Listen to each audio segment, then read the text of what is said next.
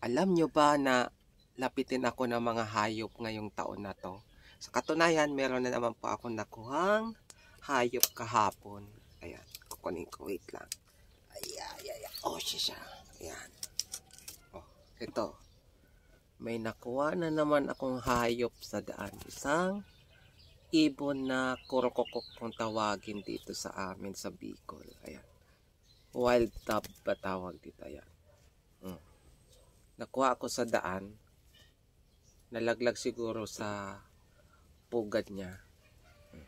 Pinakain ko na siya ng bulati kanina. 2 pirasong bulati. Kinain naman niya. Hinati-hati ko lang tapos pinilit kong ipakain sa kanya.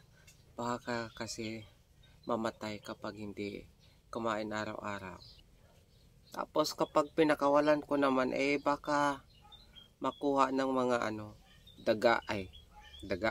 Baka makuha ng pusa tapos ng mga aso dyan sa labas. Ayan. Pinakain na lang natin ng bulate. Tapos, yung una kong nakuhang hayop, hayop, animals, ito si mahiyain na gongpagong. Si Mr. Gongpagong na mahiyain. Ayan.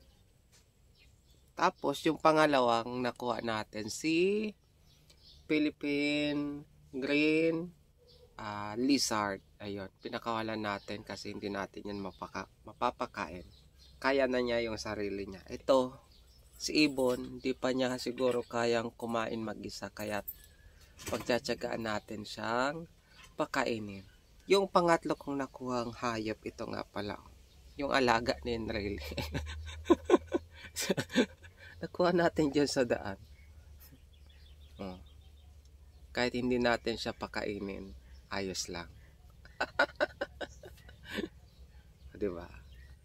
Ang pangalan niya ay Ponce. Juan Ponce Enrele. Gongpagong. Yung mahihain na si Gongpagong. Hey, kakain na. Labas na dyan. Ayaw